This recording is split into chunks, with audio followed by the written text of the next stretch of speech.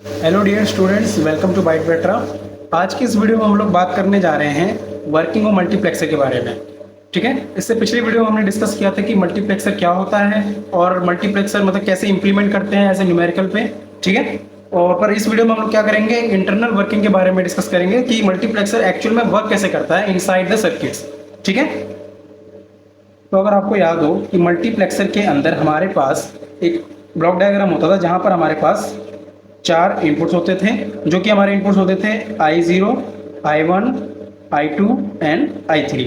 ठीक है, और एक हमारे पास क्या होता था, सिंगल आउटपुट। ओके, और उसके अलावा क्या थे हमारे पास, दो selection lines S0 and S1। ठीक है, आई होप आपको याद होगा। और ये हम कैसे लिखते थे इसको, 4x1, मतलब चार इनपुट एंड सिंगल आउटपुट। ठीक है, और जो सिलेक्शन लाइन थी हमारे पास वो थी हमारे पास 0 0 0 1 1 0 एंड 1 1। ठीक है, तो हमें पता है कि जब हमारी इनपुट जो थी अगर 0 0 जाती है तो सिलेक्शन क्या होता था हमारे पास, I0। अगर 0 1 है तो I1 एंड 1 0 है तो I2 एंड 1 1 है तो I3। ठीक है, तो इन बेसिस पर आपकी जो इनपुट्स होती थी वो सेलेक्ट होती थी। ठीक है, एज ए इनपुट कौन सी आगे जाएगी। ठीक है, तो इस डायग्राम में आप देख सकते हो हमारे पास चार एंड गेट जुड़े हुए हैं, जो कि बेसिकली चार इनपुट्स के लिए वर्क करेगा। ठीक है, और एक सिंगल आउटपुट को जनरेट करेगा जो कि है ऑर गेट। ओके, और ये जो आप रेड लाइन देख रहे हो ये हमारी क्या है, सिलेक्शन लाइंस। इसे हम नाम दे देते हैं S0 एंड S1। ठीक है, और ये हमारे जो ब्लू लाइन आप देख रहे हो ये हमारे क्या है, inputs I1, I2 and I3 and I4। ठीक है, तो जैसा कि मैंने कहा अगर जो S0 और S1 में 0 0 जाता है तो हमारे एज ए इनपुट कौन सिलेक्शन होती है, I। ठीक है, तो मान लीजिए हमारे पास जो सिलेक्शन है वो क्या जा रही है हमारे पास, 0 एंड 0। तो यहाँ पर आप देख सकते हो कि हमने यहाँ पर एक नॉट गेट का भी यूज किया है। बेसिकली देखिए, एंड गेट का काम क्या होता है कि जो दो इनपुट्स होते हैं हमारे पास, अगर मान लीजिए उनमें से कोई भी इनपुट अगर 0 है, एक भी 0 होगा तो आउटपुट क्या आएगा, हमेशा 0। ठीक है, तो पर हमें अपने सर्किट को वर्क कराना है तो उसके लिए हमें इसे ऑन करना पड़ेगा, मतलब हमें आउटपुट में क्या चाहिए, हमेशा 1। तो इसलिए हमने क्या किया, यहाँ पर नॉट गेट को यूज किया है ताकि जो हमारे इनपुट जाएंगे 0 0 तो नॉट गेट तो क्या करेगा, कन्वर्ट कर देगा 1 1 में। ठीक है, तो एज इनपुट हमारे पास क्या जाएगा, 1।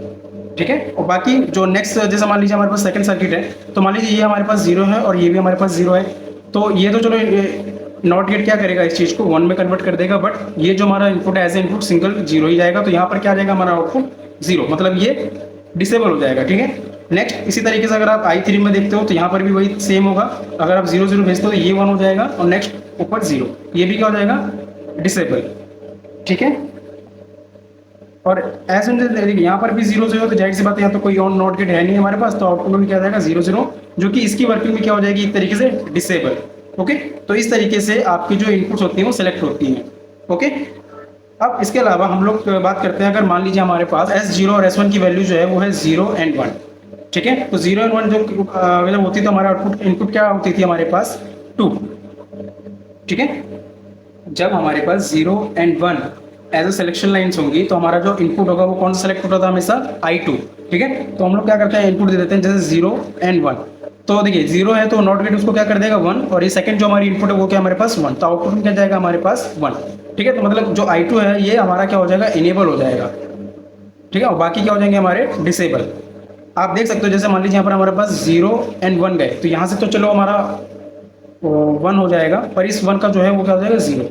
तो एंड गेट की प्रॉपर्टी वही है, जब भी एक इनपुट 0 हो जाए तो हमारा आउटपुट हमेशा क्या आएगा, 0। ठीक है, तो इस तरीके से आपकी जो मल्टीप्लेक्सर है उसकी जो इंटरनल वर्किंग होती है वो वर्क करती है। ठीक है, आपके सिलेक्शन लाइन से जो जो इनपुट्स आप सेलेक्ट करते हो। ठीक है, तो इसी तरीके से अगर आप मान लीजिए अगर आप 0 या 1 0 देते हैं तो आपकी थर्ड इनपुट हमेशा सेलेक्ट होती थी। उसी तरीके से अगर आप 1 1 दोगे तो आपका इनपुट ऐसे क्या सेलेक्ट होगा, I4। ठीक है, तो इस तरीके से आपकी मल्टीप्लेक्सर की वर्किंग होती है।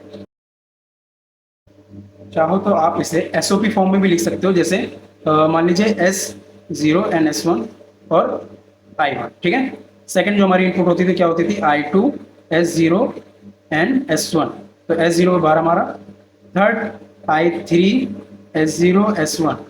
ओके, और fourth I4 S0 and S1। ठीक है, तो इस तरीके से आप सारे इनपुट्स को यहाँ पे प्रोवाइड कर सकते हो। चाहो तो आप इसकी कैरेक्टरिस्टिक क्वेश्चन लिख सकते हो कुछ इस तरीके से।